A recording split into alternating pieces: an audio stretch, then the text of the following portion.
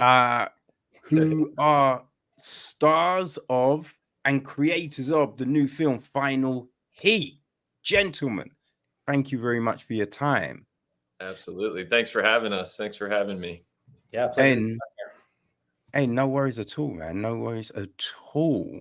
Um, yeah, you guys have been working in the industry for a while, man. TV shows, films, shorts, so how did why was this the time for Final Heat? Because as I say, it's not like you're not busy. You guys are busy as hell. So yeah, why was this the right moment to bring this film to life? I think, well, definitely both can speak to that. I was just going to say before we got rolling here, Jeremy and I actually met back in 2008. It was one of my first jobs in the industry. We were doing an NCAA commercial as tennis players. I played tennis at the University of Georgia, and Jeremy played some pro tournaments, and so that brought us together. And Jeremy actually had a tennis project that he was developing for years and years, and it was kind of interesting. We were prepping for that as that sports film in the functional fitness world. I just kind of started training Jeremy up, and through that process is how this film was born, sort of unplanned, and yeah, Ah, exactly. okay. So yeah, what because I see you both worked on the shift, so I wondered if that's where you first met. But boy, it was a long time before that. We have a prehistory. Yeah, that one's funny too, because I was actually with the writer director that I went to acting school with him for 2 years at Meisner. And he started developing, you use a lot of your real life material in class there. So a lot of this stuff was bubbling up. And then Leo, he was part of our writers group. We had a big writers group that Brad was also a part of. Some of the story for Final Heat actually developed out of that. But anyway, one of the things was I'd already made some stuff by the point that I was in acting class with my friend. And so we would have chats about how do we develop this into a feature, and we kind of spitballed and got that going. And then, yeah, Brad is in that. And so, yeah, we had done the shift. But no, our history goes back well before that, and with the sports. And then when we were getting into trying to make this tennis movie, we started training because we wanted to look like athletes again. I didn't look like an athlete at all anymore. I hadn't worked out for years. I dropped the rackets after I'd retired. I was like, maybe I taught some tennis lessons standing still, but I was what they call skinny fat. So Brad was like, no bueno, you can't be in a tennis movie looking like that. And he started training me in CrossFit. Yeah. And, I was actually, as a side gig before I kind of got my career rolling, I was coaching CrossFit classes, fitness classes, and it became a huge part of my world, the community, and a lot of the themes of the movie came about from my experience there in my personal life. But going back to the shift, as Jeremy said, we started a writers group, and we met every week. I mean, probably for close to 10 years. And the creator of the shift, Leo Oliva, he was actually a professional nurse in the ER. And so it kind of is similar to Final Heat in that he was taking his real life experiences as a nurse and putting them on screen and kind of dealing with some of the challenges of seeing death daily and watching people as their lives sort of deteriorated, but yet is it worth fighting to keep a person alive? And so the point being is it was fun that both of these movies came from the creators' real life experiences, and we tried to put that on the screen. Interesting. Yeah. Now, with that tennis background, right? How much has that helped you in your film kind of career? Because there's a discipline that comes with all of that, right? The discipline, the training, that that strict program. So do you find that kind of gave you a good foundation for acting? Yeah, I think it's shaped everything I've done, well, in life in general, but certainly in acting and in the arts. I think when I first got into it, it was all I knew was how to train every day and to try to get better at something and to have a certain work ethic, and to try to attain mastery. So absolutely, it did that. It also, there's a moment to moment thing with tennis. I mean, you're literally playing points each time. That's the thing I've always loved the most about acting. Anybody asks me, what do you love? It's the exact relationship you have to playing a tennis point. It's only that thing that's happening right there.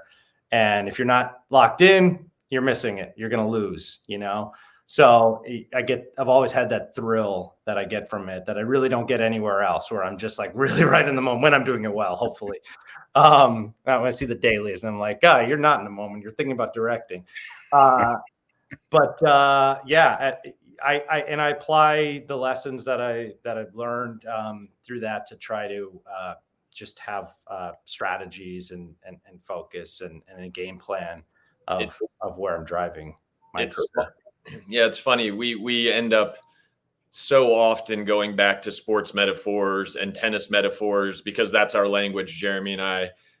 That's something we both understand. And I would say, as an actor, something I'm still trying to get better at is being completely present. And rather than trying to execute something, I try to prepare as best I can. I try to know the thoughts of the character and their backstory and everything they've been through. And then when you get on camera, you just let it roll, you let it rip, and you see what comes out. And I think that goes really hand in hand with sport and tennis. When you're playing your best tennis match, it's because you're flowing. You're not thinking about how you're going to stroke that forehand. The work's been done.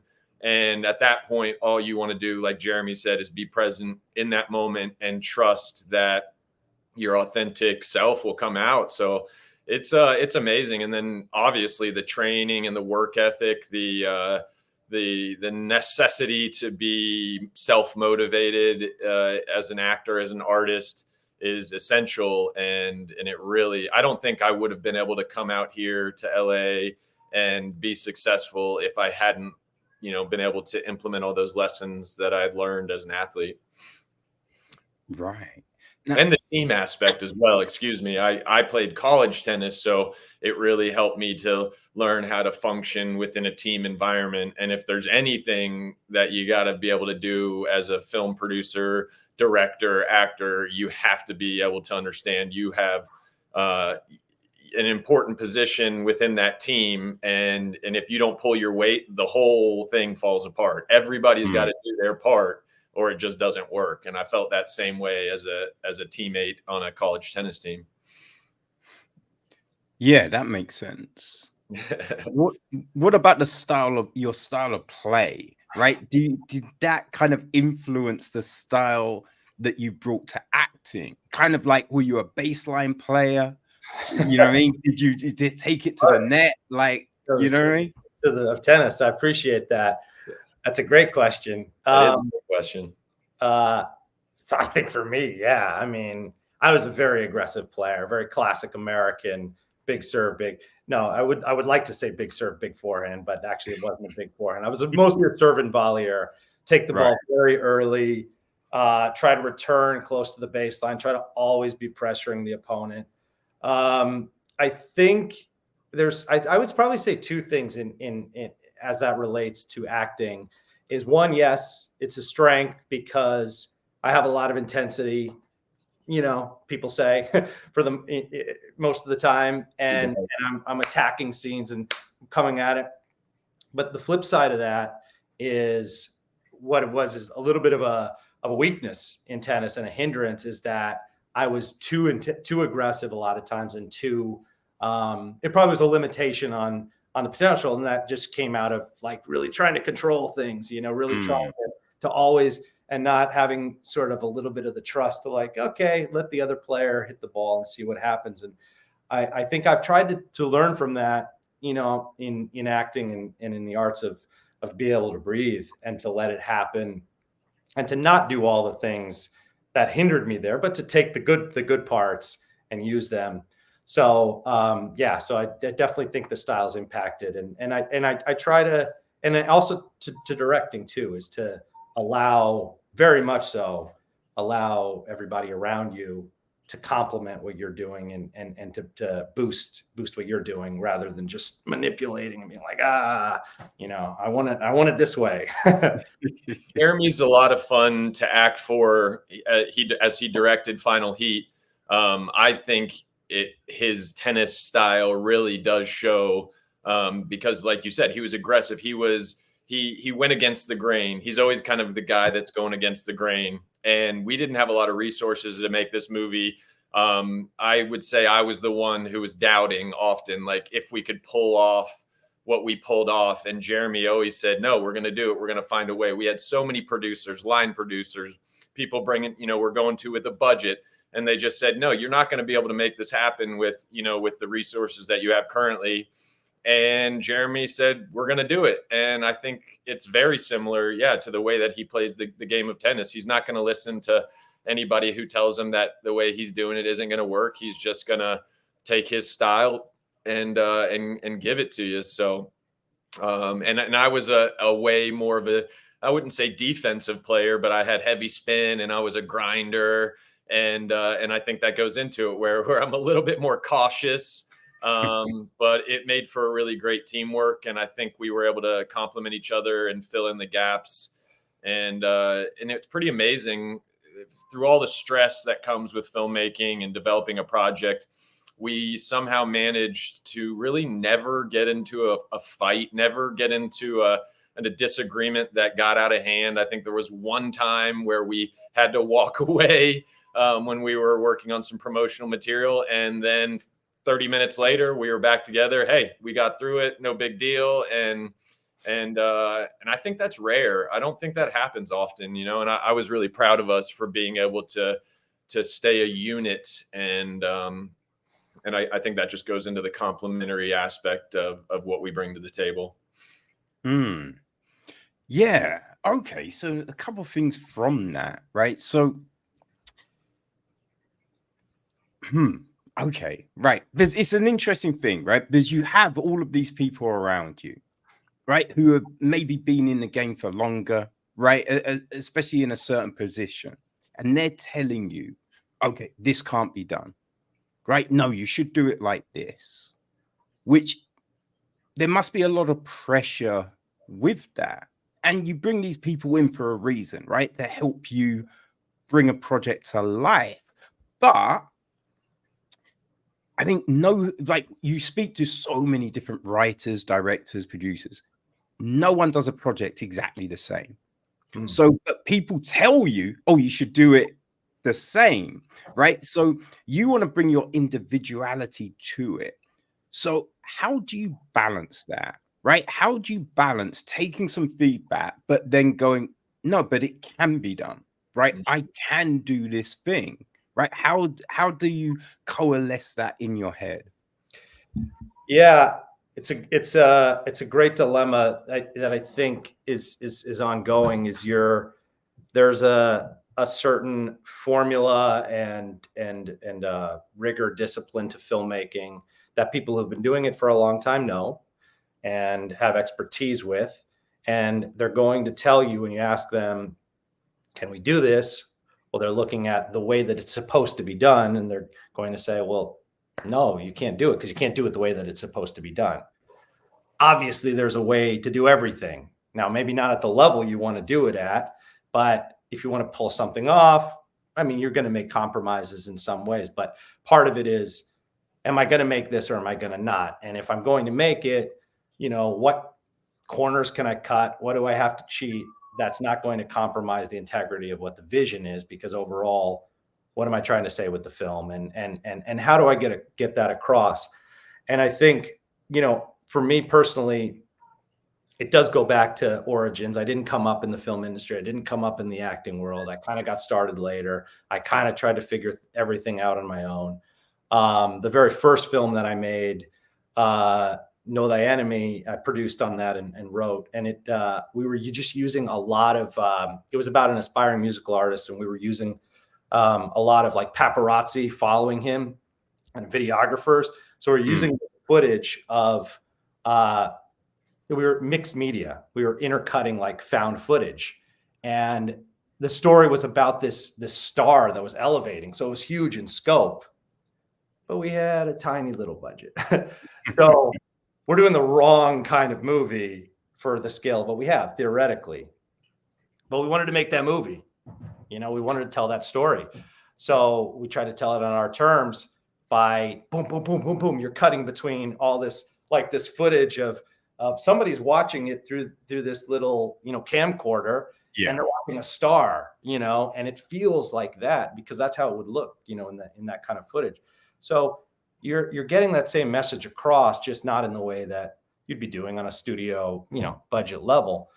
But at the same time, if you're getting advice from people who've been there before and are like, hey, if you cut the script supervisor, in the edit, you're not gonna know what goes where. Nobody's gonna want to do this. Your continuity is gonna be all over you're gonna need this. You're gonna need. So I think you have to really take it on a case by case basis, or that's just the experience that I've had. What for this movie am I going to absolutely need that's going to compromise it coming together, and what can I do my way? And ultimately, I am a big believer in finding your way of doing things and not doing it the traditional way, and still pulling it together somehow. I think we utilized preparation and planning to our benefit. If we had jumped into making Final Heat without really strategizing and figuring out problems before they became problems, obviously, they say producing a movie is like bailing out water in a sinking ship the whole time. And that is what it felt like. But I feel like, we took probably 2 years in figuring out how we were going to deal with problems before we got there. And had we not done that, I don't know that we would have finished the movie, but I'm really proud of what we did. And yeah, I think that just goes into that commitment to preparation and figuring out how we could do things differently and accomplish the same result. So, and we found a lot of hungry people. We had some young crew members who were looking for an opportunity, and I brought on my music producer who I had made several songs with to score the film, and this was his first scoring opportunity. I think he did a great job. So yeah, we had faith in the people that were in our circles, and it came together somehow. Nice. Yeah. And knowing your terrain too. I mean, having kind of living in this world for the time period that we did, a lot of it was intuitive, what we needed to show and what we needed to convey, I think, rather than it being, a foreign kind of subject. It definitely, I feel like it made it easier. We were in this, the box, we had a home base, the CrossFit Hollywood gym, where we shot a lot of the film was where we lived training wise for a long time too. So we knew it. So it helped us be like, okay, we could cheat this. We could pull that off, and in a lot of ways that are just, just instinctual. That, we were able to pull off. Okay. Now, when before you started a film, what in your head were the constraints and possibly the challenges of, doing a film around, CrossFit, functional fitness, did you think? And then once you finished, what actually were the big issues? I think one was, again, I take this back to scope, which I was saying using it as an analogy, the first film, similar deal here. We were making a movie about a team that was on a quest over a year and trying to get to the games, so the idea was not, just a little drawing room play in one Talking Heads, location. It was a journey of a movie. It was, ideally it was going to be massive, episodics, situations and them growing. So I felt like it was challenging to convey the scale of it, the passage of time, the multiple locations that we would need, certainly the crowds, the volume, like on screen, what we're seeing, how many bodies we're seeing, like extras, and not just the extras, the athletes, because in this, the extras are almost primary. They're just, a lot of times when you're having one of these tournaments or a CrossFit, it's just a lot of people competing in a huge gym, so that was concerning. How are we going to get athletes that can act, that can, especially when both of our main priority is and skill set, to be honest, is going to be in the acting and how good the acting can be. That's going to be what, we're going to hang our hat on making this movie about, but the sport has to be there as well. So that's a hard thing to accomplish. And that specifically is one that we ended up using mostly our friends or people that we knew already, because again, we're in the world. So we know a lot of actors and we know a lot of athletes, and, we're able to kind of coalesce that, and it really helped. But yeah, so it was concerning how we're going to pull off making this movie feel big enough, on a smaller budget. And, one of the things was having the gym and doing a lot of the stuff there, packing it in. So we all night shoots, by the way, because we had access to our home gym to shoot the movie, which was amazing. But that meant we could only work when they didn't have classes, when they weren't functioning as a gym. So pretty much everything within that gym we were shooting at night, which is that in itself is just a challenge. It turns your world upside down. And we were asking a lot of the people that we brought on to do things. Jeremy and I were both holding multiple hats, from Jeremy writing, directing, producing, myself producing. We were both lead actors in this film. And so there's some things that I would have maybe done differently, in just finding ways to bring on more help. I literally called my dad like 4 days before we started going, and I said, I need you here. And he flew out from Atlanta and was just by my side the whole time, for essentially acting as a production assistant. And without that kind of support, some people weren't getting paid, but they just it became a labor of love. And I think being within, one of my favorite parts about group fitness classes or gyms like this is, like, you become a big family. It's a great community. It's what healed me. I had a place to go. It was like my bar, like Cheers. That's what I say. Going to your gym, and no matter what, it can get really lonely in Los Angeles. There's tons of people around, but you can find yourself with your headphones in and go through days where you don't talk to anybody and you pass a million people. So I feel that the community aspect of this gym was huge in being able to make it happen, and also an inspiration to do it in the first place. Well, and that also helped us with the scale of it too, because they were like a sixth man, just the gym members being around and being available and helping us out, extras, and I don't know, just morale even too. So that was a big aspect of having that, like the old Robert Rodriguez thing. You have a town, or you have what are your available resources? What's your place? And kind of build off that. And that was our place. And that helped a ton. And I wanted to say too, I thought but making the adventure aspect of it, one way we cheated that was to kind of create workouts, invented workouts that were out in nature.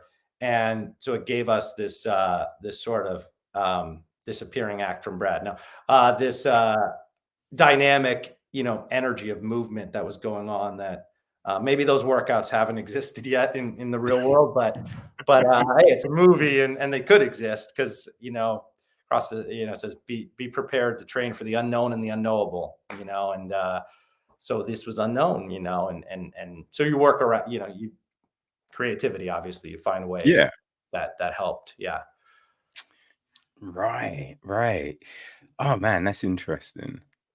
So everyone, because I think with a film like this, you know, it's you want to have, as you said, good actors involved, people that can carry those roles, but also when people see the technique, right, it has to look real. It has to look like they're people that actually do that thing. You Yeah. know, that must have been a real important kind of aspect of doing this, and creating the workouts, making sure that the workouts look legitimate and things that people would potentially be doing. Yeah, absolutely. Well, there's an arc because we're not supposed to know at all at the beginning of it. Well, some of us, like my character in it, has never done functional fitness before, Mm, although I had. So it's one of those fun challenges to look like a novice, but navigate that line. How hokey do I look like as a beginner, but be believable that I can learn it. yes. And and so that was something that was always in the back, in the mind. But we did have a lot of, well, first of all, in the cast, we have two athletes that actually made the CrossFit Games, the highest level. So they were real. They were real. They were the real deal. Right, right. Um, and More so than two, actually. At least, well, three: Maddie, Dan, David Page. So yeah, we had several people that had been to the yeah, games. I didn't even think of Dan Wells. Yeah. Yeah, that's true. And then just sort of designing the workouts and that aspect of it. Uh, it was super challenging. I would say that's actually one of the most challenging things of the movie, because cinematically conveying the story of that sport, uh, in a way that you can follow it and see progression, and and do it efficiently. And we ended up not having a lot of time. You know, like any sports movie, it's more about the characters and the growth. But um,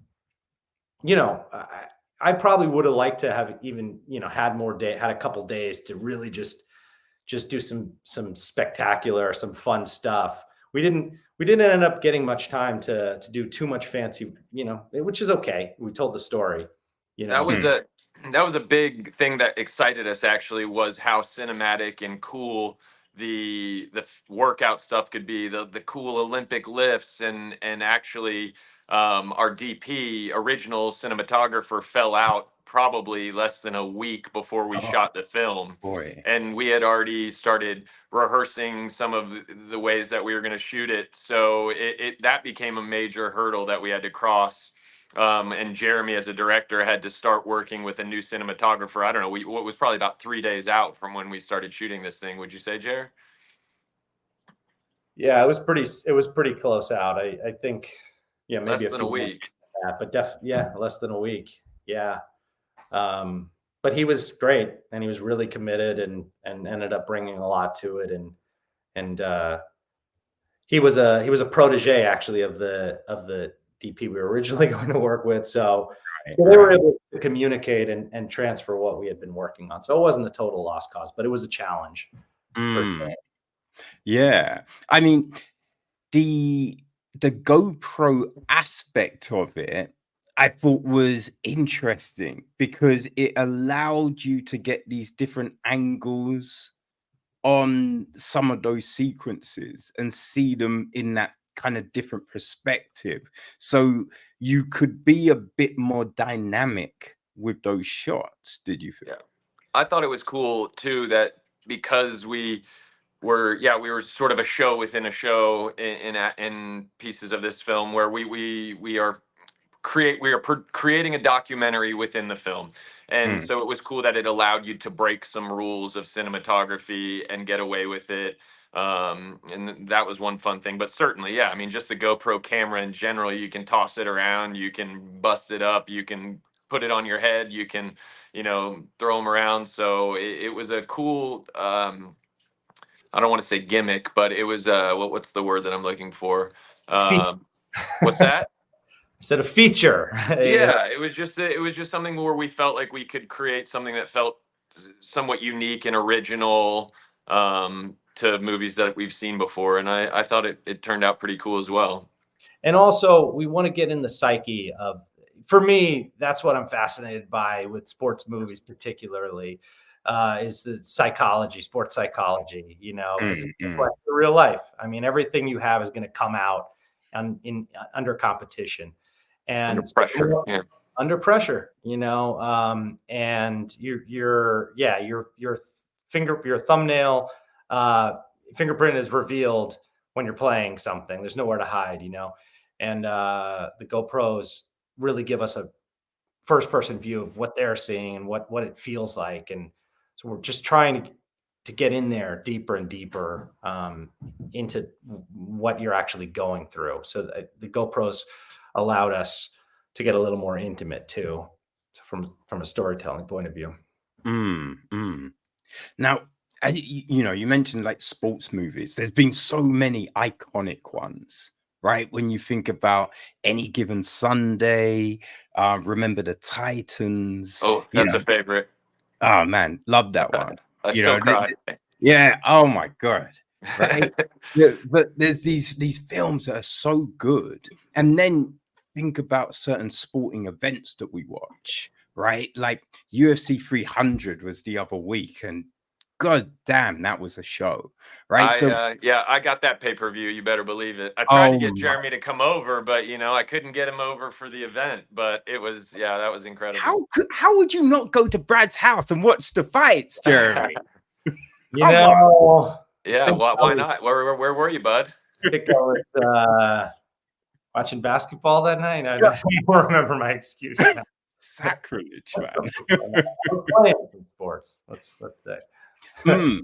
But having those different visual kind of masterpieces, like how much of that kind of influenced how you tried to kind of find this kind of unique visual voice for your film, and the different kind of ways in which you kind of looked how you might shoot it, the angles that you use, and those kind of things? Yeah, a lot. I definitely try. I mean, I always watch sports movies, always have watched sports movies well before this, and still, still do. So that's just something I do anyway. But certainly in researching and trying to prepare, I really loaded up heavily. I like the Aronofsky couplet, Black Swan and The Wrestler. Yeah. Oh, those were great films. Because again, they get really into the psyche of both of those main characters, and it's, the sports are a backdrop for what's going on up here and what you're dealing with, down here, and he's able to ratchet up the tension a ton in his movies. So it was something I looked at there, and also in The Wrestler, the regret arc. So much of it is about regret and trying to achieve some kind of redemption. Can you come back and have another crack at it long after everybody thinks it's over? Visually, Jared, did you have any movies that I remember you had a lot of references and inspirational ones. You always talk about the movie Sugar, but I don't know if that affected you in this movie. Do you remember any of the movies that you kind of wanted to like not steal from, but use as inspiration? I was really into some sports, but like neo-realist movies around this time too. Yeah, like Sugar and just sort of raw, fly on a wall. Like this baseball movie Sugar, because it's not about the major leagues. It's about an athlete that never makes it. And so we're just feeling what their life is like. But I also used I like what's the Gyllenhaal movie where he's End of Watch. Yeah, where he's fooling around with cameras himself, and so you're getting that sort of surveillance look, and then you're seeing the movie and you're toggling back and forth, so you feel really jarred a lot of the times, and you know, you don't know where you are.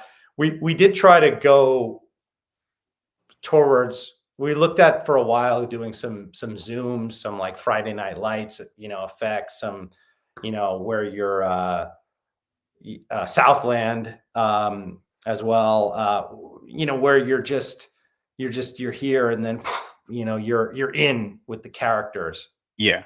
But Yeah. ultimately we didn't have the capability to do that effect while still keeping, you know, the production value, the cinematic quality that we wanted. So we scratched it. But I think we retained some of the integrity of that idea, where just, you know, there's just these cuts.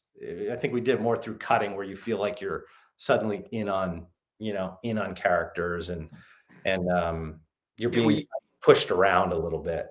we used a lot of wide shots, I feel like, and ironically, or interestingly, I suppose, I feel like we used The Office in a as a reference, which is obviously the show The Office is nothing like what we were making, but sort of how you feel like it almost feels like a reality show in a sense, you know. So he said, the neo-realism, wanted to play with that, where it's still a cinematic movie, but at times you hopefully feel like you're just looking in on an actual, you know, situation in the gym, rather than always feeling like you're watching a film. And so some of the super wide shots with when we had multiple characters, I felt like, you know, we did some scenes where we really only used one shot. I feel like maybe there was two or three scenes that were oneers. And I don't know if you planned that or not. I forget how you kind of came about that, or was that out of necessity based on timing and ability to cover scenes? Yeah. That's getting this movie done before we have to return all the equipment, and finding an efficient way, you know, to cover some scenes, you know, to get some oneers in there. But of course, you know, everybody wants to have cool oneers, you know. It's like, I pulled off a oneer. But if you can do it, and and it also, you know, enhances what the connection between the characters is, because they're together, then do it. You know, I think we had a couple of those that we pulled off. And this movie was also, well, that's a whole, you know, I'm not sure even if you're aware, but we originally intended it as a web series. So Okay. yeah, so we wrote it as 10 episode, uh, you know, 10-minute episodes, but as a linear, you know, as Yeah. a feature, essentially a Yeah. feature story, Yeah. but broken up. So there were parts of it that lent themselves to, you know, hey, this is the bottle episode, where it's just right here, you know, just the two of them in this one space. And okay, we'll do this oneer here. And so each 10 minutes is like really carefully designed, because they were initially you know, literally standalone pieces. But it's a funny kind of backdoor way of finding a feature that I felt like, when we came, because we came back afterwards and we looked at it and we're like, why don't we just cut this into a feature and see how this fits? But it keeps the momentum really going. Yeah, then we had a lot of designed, or a lot of built-in cliffhangers, and it's sort of, interesting, and maybe made it better accidentally by the writing style, when it was all put together. But we still shot it as if it was a feature. So we shot, I think, our original um, principal of photography was 12 days, I believe. But point being is, we didn't shoot it episodically. We still shot it as the same way you would do a feature film. And yeah, it was just a kind of an interesting way that things progressed. And um, you know, when I was getting into this business, I always loved films that made me cry hopeful tears at the end. So that's what I always love about sports films. I can remember being a kid watching Karate Kid and doing the karate moves, or the blood sports, the Van Damme moves. But Mm, yeah, I was down to make like coming out here from Georgia. I grew up in Georgia. I was excited about making inspirational movies that made people feel something, that made them want to be better, that made them connected them with love. And I think that I didn't get the opportunity to do that a lot as an actor. I play a lot of terrible people and bad guys, and this just kind of got reminded me that making a movie isn't it's not just about pure entertainment. Like, I want to leave people um really thinking deeply about themselves, and so for my character, there's a drug, an addiction aspect in the film when people see it, and my character Cam is really suffering um through family addiction, and I was going through that in my real life. So it was kind of a cathartic film. It was something that was actually the whole process was helping me to come to terms um, with what was going on in my real life. And I remember after workouts at the gym, and you got that endorphin high, and I would just be so open. I was ready to talk to anybody and spill my guts. And I thought I wanted to start a group called New Addiction Fitness, where you'd do a really intense workout and then you'd sit around in a circle and talk about your problems. And I still think that there's something there. And so for me, that was a big inspiration, a big motivating factor, was to sort of work through my own trauma that I was dealing with in my life. I think that group would work because like my big sport probably was jujitsu. Oh, Um, amazing. Yeah, and it's just like as you said, that adrenaline rush, right? You finish rolling, and then it's just like, oh man, like what can I do now? Right? Let's go again, right? Let's do Yeah, more. And so you find yourself having really interesting conversations, right? An open conversation. So yeah, no, exactly. that's definitely something that I think would Yeah. be like very beneficial to people. You exhaust yourself so much, and then so you're like you're cracked open, you're Mm, raw at that point. But I felt like it's interesting with jujitsu. It's such an aggressive, people would look at it like an aggressive sport. It's in the martial arts world, but I imagine after you get done rolling, you're probably feeling way more connected to the person that you were just having a brawl with, and probably more receptive to being able to connect with them. Would you say that that's the case for you? yeah, because it's like there's a lot of trust involved, Yeah, because some of these moves, you could break something, right? You could literally choke someone out, put them unconscious, but it's all about practicing and teaching and learning and evolving.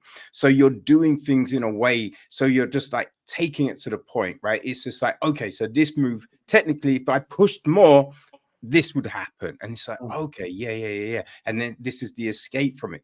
So there's a lot of trust involved, right? So that bond, you then have with these group of people, you feel comfortable about talking about anything because you've kind of putting your life in their hands, totally. in Yeah, a when sense.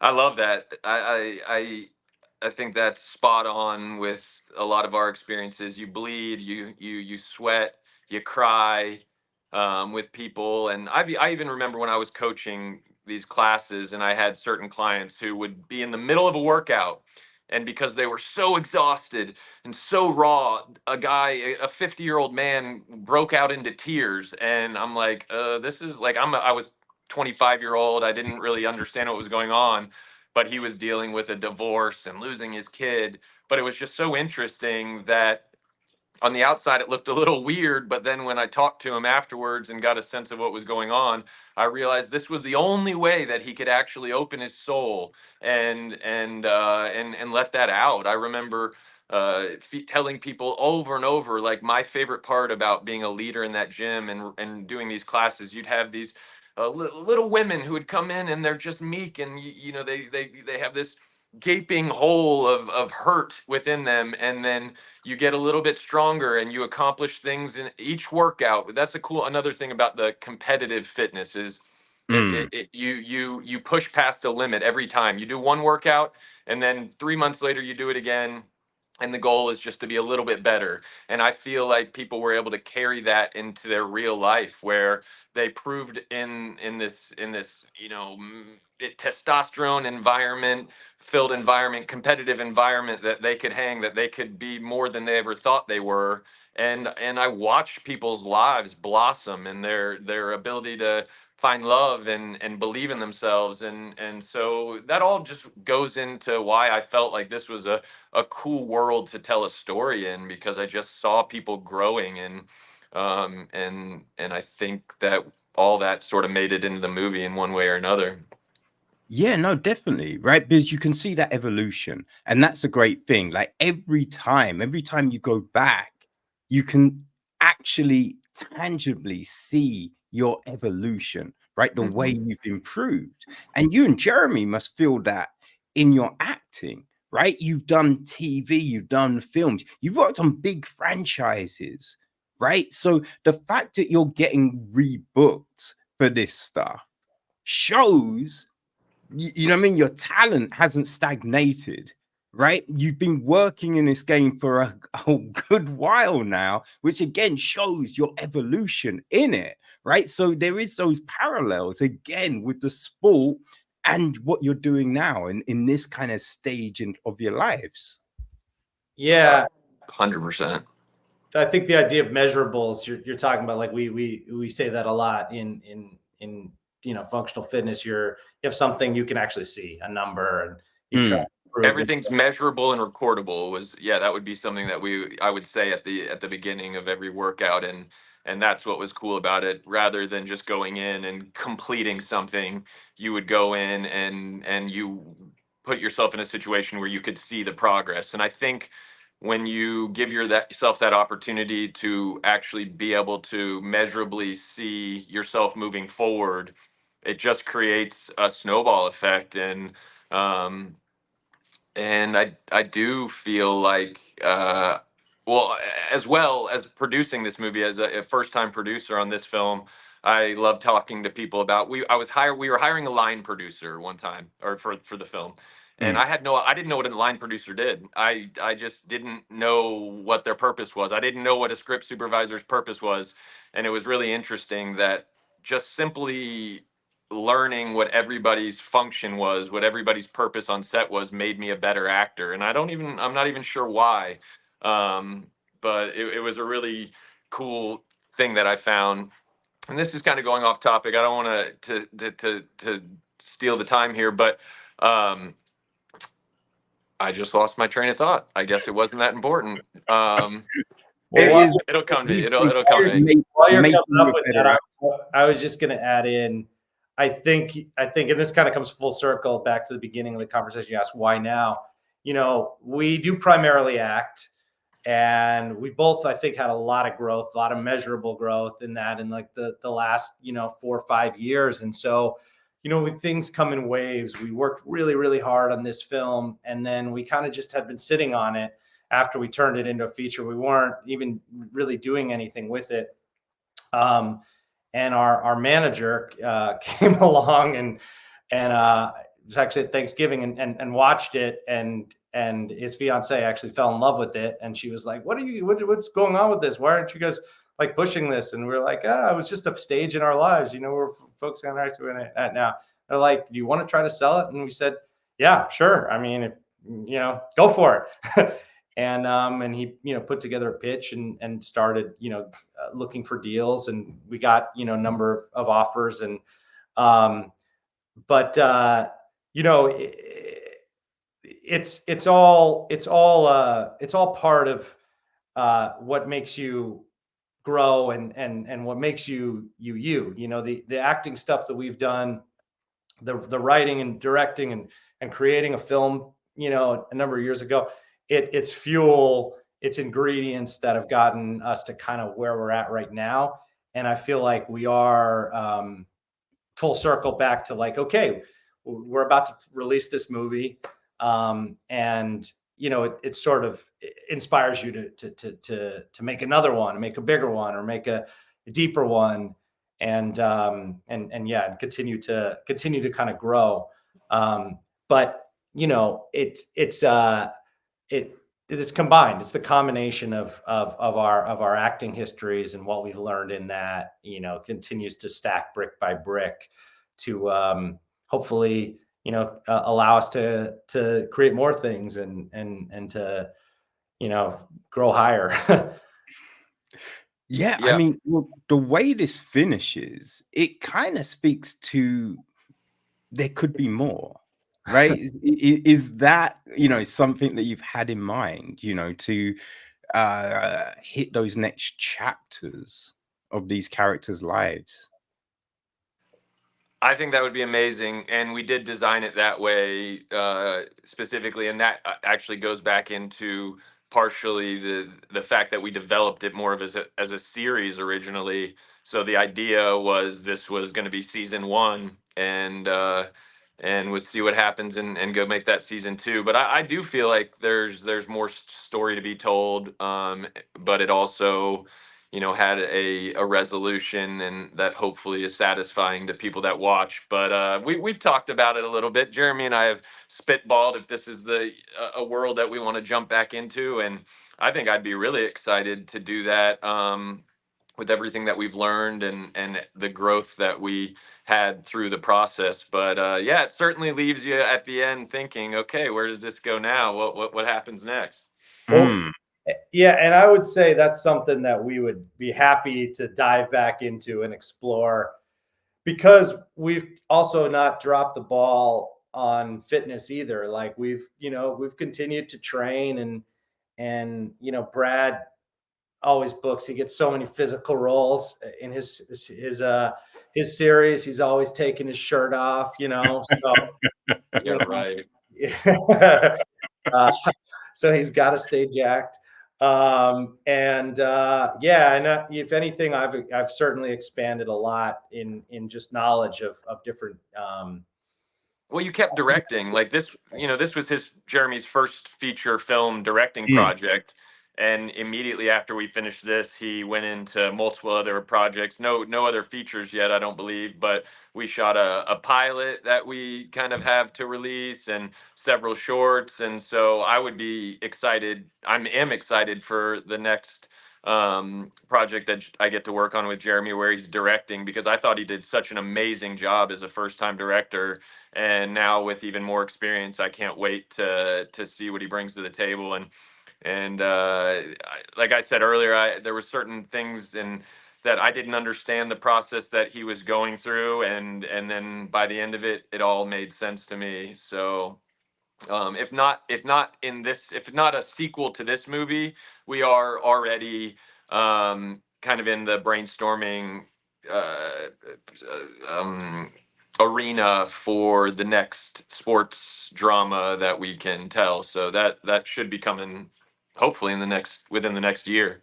Okay. I mean, anything in the tennis world, because I can't think of a tennis film that has hit quite like, Remember the Titans, Any Given Sunday, what I mean, any of those other big sports films, That's right? the dream. That's the dream. And I'll speak for myself, and Jeremy can chime in, but I don't think we've ever felt like we've seen a movie in the tennis world, which is such a unique sport. It's a solo Mm, sport, and you're all over the world. It's super international. You're out there by yourself. It's like so pure. There's no judges. It's either whether it's in or out. And so we definitely have a huge dream, of making a tennis movie that really respects the sport and all the psychology that goes into it and the beauty of the game. Jeremy's been developing a project for a long time now, so I'll let him talk to that. But I would say that, especially for me, it would be closure. I played on a college tennis team. We won NCAA championship, but I was a walk on, and I never really felt like I got a chance to have that closure with my tennis career, where I was training for 15, 20 years, 3, 4 hours a day. And so I think if we ever get to do that feature, for me, it'll be kind of like putting to bed that chapter of my life, because I still do have a little bit of edge in me, feeling like I never got to fully express myself with the sport. And you can speak to that, Jer. Well, I just think it's definitely been very interesting how popular racket sports have gotten in the last few years, with pickleball and beach tennis and tennis in entertainment. I mean, there's been a lot that have started to come out, you know, with King Richard and Borg versus McEnroe, and of course now Challengers is dominating the box offices. But I don't think I haven't seen Challengers yet. I hear it's very good, and King Richard was amazing. I've never seen one that's echoed my experiences, which a lot of it was grit. And, you know, it's funny, you have a Euphoria star in Challengers, because I always say, like, you know, people tend to picture tennis as this glamour, you know, glitz and glamour, and strawberries and cream, and, you know, the lawns of Wimbledon, of the All England Club. And for most of us, it's the complete opposite. It's just some sun-cracked court out in, you know, Highland Park, or, you know, some podunk town. Not that you are Highland Park, but Watch what you say there, buddy. why that came to mind. I saw you searching for the right word there. At 8 a.m, you know, is your match time on a Saturday, and you're like, what am I doing with my life? And or you're traveling, you know, far-flung parts of the world, and nobody's watching you. Without support, there's every other pro sport, you got support, you have backing, you have a team. Like, and tennis is unlike anything. You're in a van traveling, you know, using Taco Bell coupons just to fill your belly. And real story. So the story, or this, I don't want to say too much about your idea, but the Jeremy's tennis script, which is complete, was really focused on the minor leagues, the tournaments that you have to get and win and get points to get to the major leagues of tennis. And I think that's a world that's never really been explored before. And I think that's what we're talking about right now, that gritty part of the sport, that you better love it and find a support system, or a lot of mental strength, or you just won't make it. I think that's I think something that's always so fascinating, right? Though, because, you know, when you see these big films focusing on these big championships and things like that, it's aspirational, but it's not realistic, right? The majority of people that get there, it's, you know, I think it was fascinating looking at American college sport, because it's just like the amount of, you know, kids to actually get to the NFL. I think I read it's like 1% or something like that, right? It's, all these people doing this thing, but the majority never make it. So seeing something that, you know, focuses on those grassroots, seeing those early mornings, those, you know, empty stadiums, you know, those, you know, lower level things, I think people can relate to that even more, and you find it fascinating. Like, you know, The Ultimate Fighter, how that kind of captured people's minds, because you saw people before they got to the UFC, right, trying to get to that place, not fully refined, right, still raw, but the passion, wanting to get somewhere. That's very well said. And I think, that it's, you sounds like you've been sitting in a room listening to us talk, because those are all the things that I think we really want to show. It was so hard, man. Growing up being a tennis player, it was hard. It was the mental challenges, like Jeremy said earlier, he really is fascinated with the psychological aspects of sport. He always talks about the yips, which is just where you're literally, your head can shut your body down and make it impossible. And so I think that would be a story that people could really latch onto. And I think we tried to put some of those aspects into Final Heat as well. when people see it, that you're not necessarily going to get the Hollywood ending, but you're going to get something real, and hopefully be able to see how interpersonal relationships and personal trauma can be worked through these challenges that sports provide. Yeah, Mm, exactly. I'd just piggyback off of that and say absolutely. I mean, I think I have gotten the idea, coming out of this now, of continuing to explore in the sports realm, sports drama realm, making, telling stories like that. But the main element of it is like you said, most people don't make it. What's the realism? What's the reality? And how do we come to terms with accepting ourselves? As an athlete, a lot of times you define yourself by your results in your sport, and that's your identity. Or even when you're away from it, hey, I'm a tennis player. I'm Jeremy, mm, tennis player. You know, and when that's done, or you retire, or you quit, or how do you? Who are you? And so they allow you to just kind of go into those stories about you know uh, self-acceptance, uh, personal redemption, and salvation, even, I would say, when you didn't get what you wanted out of the thing that you did, the thing that you did to give you what you hoped you would get didn't give that to you. Who are mm. you, and Yeah. how do you still come to terms with that? And then how do you find Certainly a the lessons within that journey? It in a way reminds me of the quote in Hurt Locker. I think it was "War is a drug," and it was interesting how this guy was overseas battling, getting exploded, and comes back, and he's in the grocery store looking at all the cereal boxes, and he just can't handle it. And there's something there where once you retire and move on from something that you've dedicated your life to, how do you come to terms with that? How do you figure out who you are? Are you a failure, or are you a success for just running the race to begin with? How do you? People will get this one pretty soon here, but how do you fill the gap, as we say in Final Heat, because it can just leave you really confused. But for me, this year was an interesting one. My teammate John Isner, people may be familiar with him. Was the top ranked American tennis player in the world. The famous 70-68 match at Wimbledon, the longest tennis match Mm. ever.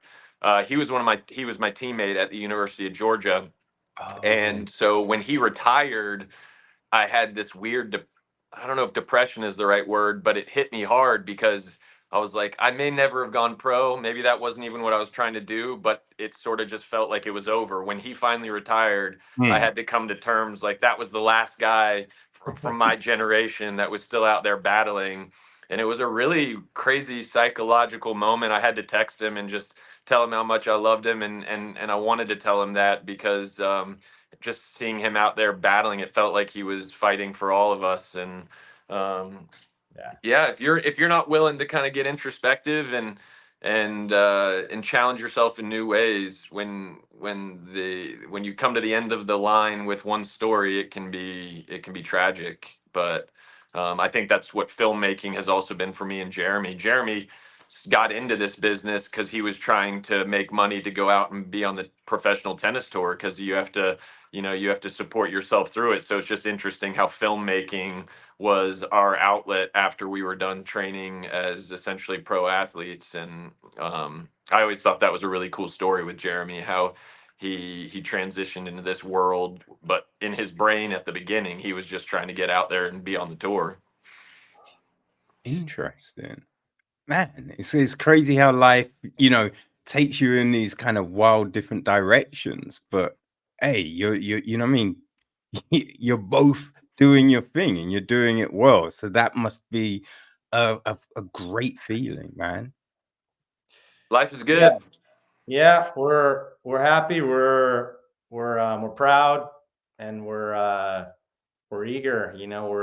We're both acting in a film right now together again. That friend of ours is making. We're actually going on set later today, which is why I have these. I don't know if I don't know which way to Fake start. tattoos. All these tattoos. These are not real, by the way.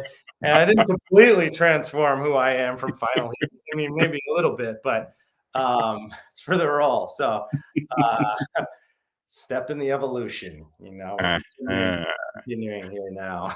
But I do like the look, so maybe I'll get real ones and feel a little tougher. So Brad gets a dog and you get neck tattoos. Exactly. I just really hope people go and watch Final Heat and feel like they're not alone. I hope that they are able to maybe work through some of their own trauma. It's not just an entertainment piece to me. It's I want it to touch people's souls and be reminded that you can surround yourself with people who love you, and if you're willing to like receive that love and that companionship and get into the difficult conversations, that there can be healing, even if the scars are deep. So yeah, it's more than just a little movie to me. It was a healing. It helped to heal me. It helped to heal my heart. And I found myself very emotional watching it recently after a long time. And I hope it touches other people that way as well. Well, I mean, it's dropping very soon, right? The 14th of May, I believe. Yes. So yeah, the world will soon get to see, this thing that you both created, which must be an interesting feeling. Yeah, I'm really excited to get it out in the world. Sometimes when you're so close to a project, you don't even know what it is anymore. You're not sure. I know how it affects me and Jeremy, but I can't wait to see how it affects other people. And I encourage people to reach out to us after they've seen the film, and find us on Instagram or wherever it might be. And I'd love to talk about it, or just hear what people's emotions are, what their feelings are, and if it maybe helps them work through some of their own trauma. Now, how can people get in touch with you guys and follow what the film is doing? Yeah, so we best way probably for me would just be on Instagram at Brad Benedict. I check my DMs and I try to respond as often as possible. We have a Instagram page for the film. It's Final Heat Movie is the handle. My handle's at Brad Benedict. And Jeremy. Jeremy's is Jeremy Gims. Jeremy Gimz. So same thing for me. I'm on the old Instagram. Yeah, and we'll be doing some lives after the video or after the movie has dropped, and invite fans to come on and chat with us. And we want to get involved. We want to be connected to everybody. So we're excited about that. And if anybody would like to be a part of that, again, send me a message and we'll set up a conversation and we'll do it. Oh, tremendous. No, Yeah. that sounds great, man. That sounds great. People, the links will be on the website, so you can go follow the film, follow Jeremy, follow Brad, keep in touch, send them messages, you know what I mean? Just show them the love for the film. So Pre-sales definitely do that. start today. I don't know when this is dropping, but pre-sales start today, I believe. What is today? May 1st? Yep. And then the film will be dropping on May 14th. Where are we at, Jeremy? iTunes, Amazon Prime. iTunes, Apple TV, Vimeo, Amazon as well. A bunch of other places actually. But if you look at Final Heat Movie on Instagram, we'll be posting all about that as well. But definitely look for it. Amazon, Apple TV, iTunes, May 14th, Final Heat. Yep. Fantastic. So people, if you want to see more, definitely hit up Brad and Jeremy and tell them, you know what I mean? You want to know what happens in the games, right? That's right. We're open books. Hey, that's right. I'll tell you. Maybe you'll catch us after a workout and we'll say even more than we've felt like we should. So. Hey, Way you to do it. just let people know how they could get all that goss out of you guys, man. Yeah. Corner us when we're emotionally and physically vulnerable. Yeah. And Hey, I'm gonna go when take a you're, jujitsu class, Kevin. Next time I talk to you, I wanna be able to talk about rolling on those mats. So we'll make it. Maybe we'll get together for a UFC You're fight someday. joking next time you're talking. yeah, Yeah. yeah. Hey, when you're in Europe, you know what I mean? Maybe look for locations for the sequel or the tennis project, maybe. You know what I mean? We're trying to hit the French Open for sure when we're over in France for a wedding in June. So yeah, keep an eye out. We got many more to come. Fantastic. And when you had those projects, I really hope you will stop by and we can have another great conversation, gentlemen. Yeah, we'll do it. We'll do it in person next time. Ah, that'd be fantastic. That'd be All fantastic. right. I'd love to. Yeah. Awesome. Well, thank you very much for your time. People, Final Heat drops on the 14th of May, all major platforms. You can catch Jeremy and Brad on Instagram and you know, other places, a CrossFit gym somewhere, I imagine. So make sure you, as I said, make sure you go show them your love. Go check out the film. Gentlemen, it's been a pleasure. Thank you so much for your time. Thank you, sir. Great to meet you. Thank you. You too. Yeah. Take it easy. Take Bye. care. Bye.